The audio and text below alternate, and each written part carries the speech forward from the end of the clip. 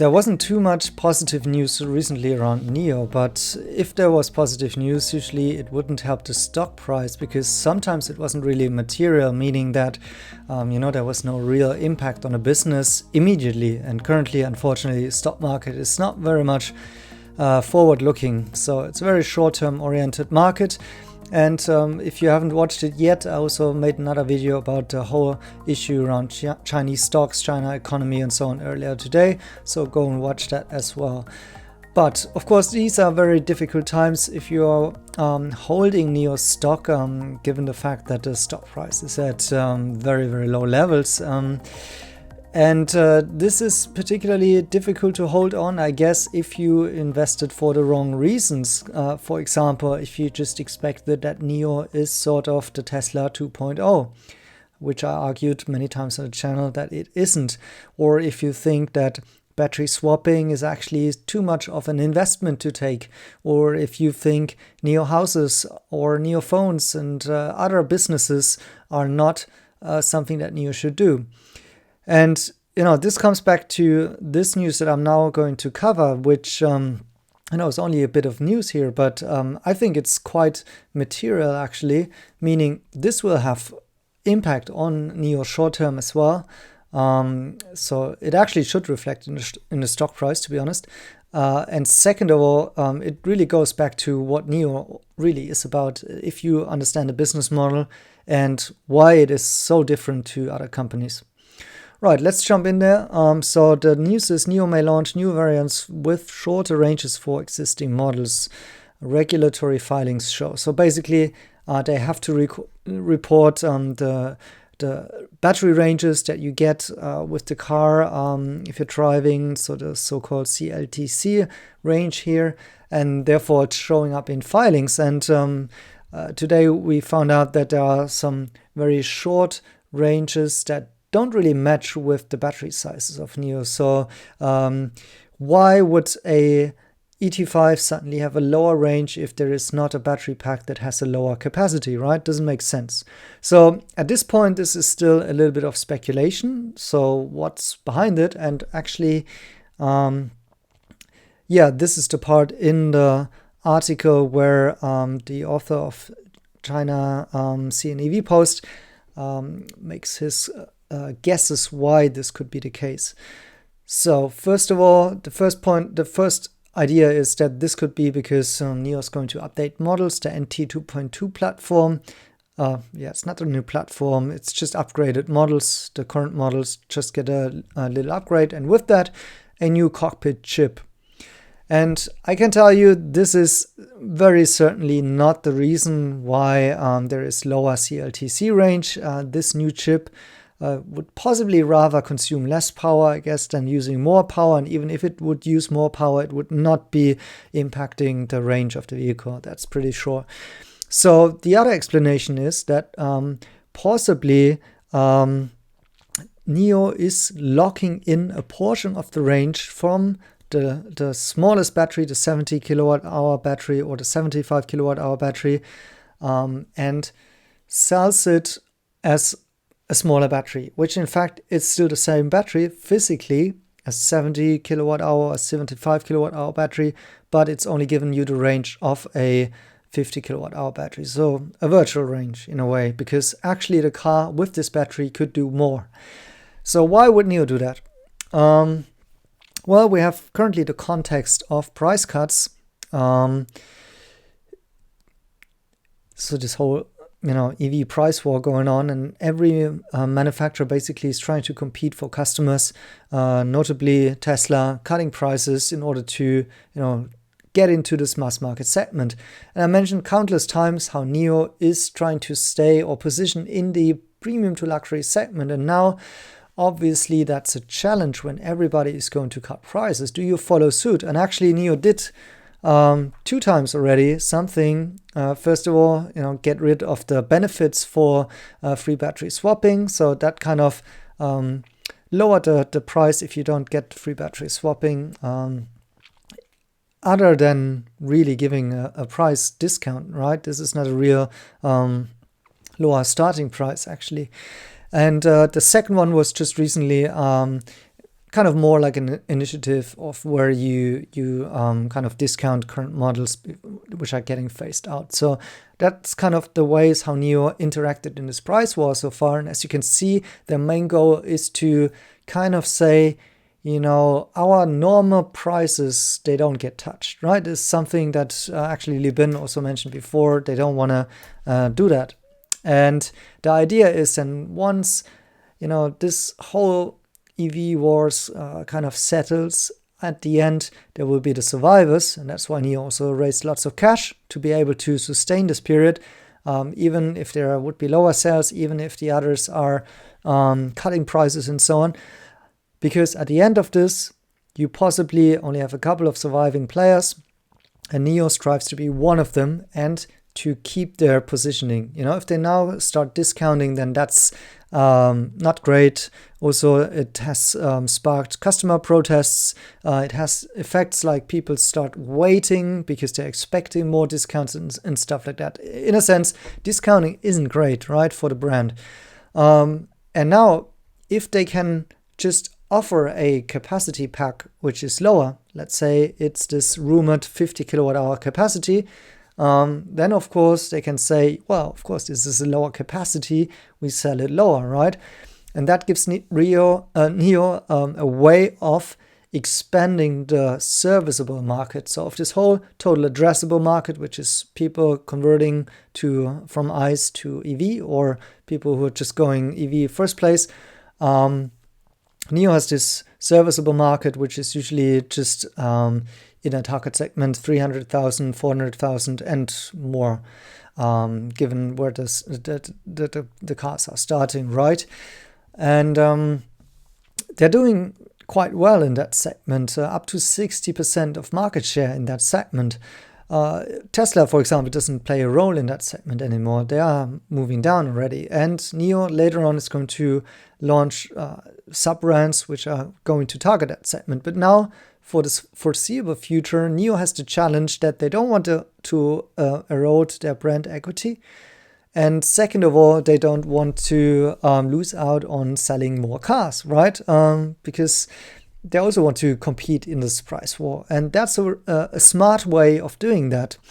And so I think that will materially lead to the fact that there will be more people ordering cars and buying cars, because now suddenly a new chunk of people can start afford the NIO cars that they previously couldn't. And in a sense, it's also giving this kind of a discount feeling to people who just thought about buying it. So you now get the feeling like, wow, I make a special deal. That's what Chinese really like. And NIO is just giving them this with this little trick. Now, I think it was this summer or maybe last summer, so a couple of months ago, I actually did a video about the fact that I think, NIO should use this battery swapping advantage that they have, the flexibility that the system gives in order to introduce smaller battery packs.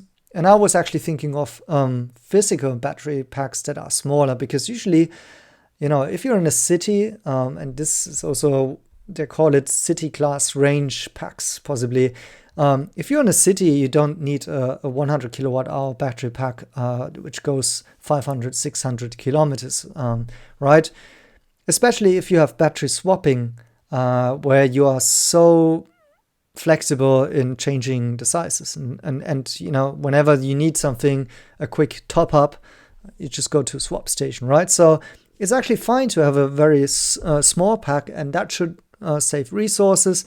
And what is now the case, it makes the cars more affordable in the first place. Now, of course, we know that NIO cars, they have dual motor, they have lots of power, so therefore they are quite consuming power, right? And in a way, that's also why the NIO brand cannot compete on a price level with, for example, Tesla. Many of us had possibly the ET5 as a Tesla Model 3 killer in mind, but many Tesla Model 3s start at 60 kilowatt hour battery packs. And that's enough, because it's also oftentimes just a single motor and it's more efficient. So, you have to choose. Do you want a pragmatic car that is affordable, or do you want to go a little bit more upscale, like NIO, more power, nicer interior and stuff, and that comes at a certain price point. And I'm always saying that I don't want them to discount. I don't want them to sell out on this. I think it's great if they can establish this as a Chinese brand. And now the fact that this is now possible because of battery swapping, this tells me two things. Number one, battery swapping really is a huge moat for NIO. And I mean, there's lots of discourse around battery swapping. Many people don't like it. And some people say that, it's too much of an invest and whatever. But it clearly shows that this is giving NIO, and that's my second point, a unfair advantage. That's what you call in startup speak. It's something that others simply cannot replicate, and so that's the moat. And the unfair part of the advantage here is also that NIO can basically here undercut competition in a sense. You could go and buy a NIO car, which is very nice, with a small battery, even though it's a physically larger battery, but you don't care, because at some point you may swap in for a larger battery, and then you pay a fee on top for upgrading to this larger battery pack, or you downgrade again, right? But the fact is that you lowered your initial purchase price, and it still helps the company to win consumers, and in that fact, many more consumers. So that's actually great. And I keep on coming back to this chart here, which, if you follow my videos, I've shown many times, because it's essentially shown the difference in the NIO business model. And I want to come back to my initial claim here that this news is also telling us so much about NIO's business model differences and advantages based on battery swapping, but also how this news is fully in line with NIO here. It's about increasing the customer lifetime value over time. So whereas for others, it's just about making this one certain transaction, people buying a car, and that's it, and making as many of those transactions as possible. NIO is here to have as many transactions during a customer lifetime. So they're trying to keep the customer, that it doesn't churn off, and they try to increase the order value, the gross margin, and the transactions per month, which I said before, and the average customer lifespan in a month. So all of this leads to the fact that over time you gain more profits per customer that you acquire. And therefore, you can also spend more on each customer to acquire them. Because, of course, the customer will stay longer in your system. So again, if somebody bought a 50 kilowatt hour battery and later on will upgrade to the 100 kilowatt hour battery, simply because that's possible due to battery swapping. It wouldn't be possible for any other vehicle out there, right? So you could say other companies could do the same trick. They limit the battery size just by software and sell it at a cheaper price. But the problem is they have a physically larger battery built in. And for NIO, there's even another advantage here. Again, this comes down to this battery swapping business model and these unfair advantages that it brings with, which is that NIO, whenever they sell a car, it's basically issuing two invoices. One is for the car, one is for the battery. And the one for the battery is actually paid by the battery asset management company to NIO. So it's actually the battery asset management company who's taking the batteries on their balance sheet and is giving NIO the money immediately, because then the BAS, so if there's a kind of the lease or rental of the battery, then those monthly subscriptions, they go into the battery asset management company, in which NIO has also a certain share. However, NIO books immediate full revenue of the battery. And in case that's a 70 kilowatt hour battery, NIO books that revenue.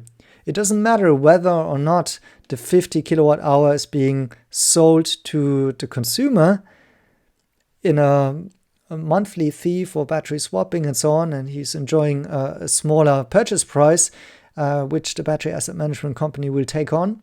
But because there is a physical 70 kilowatt hour battery then in the NIO system, and it can be used in either limited by software, maybe in range, or giving it in full to another user.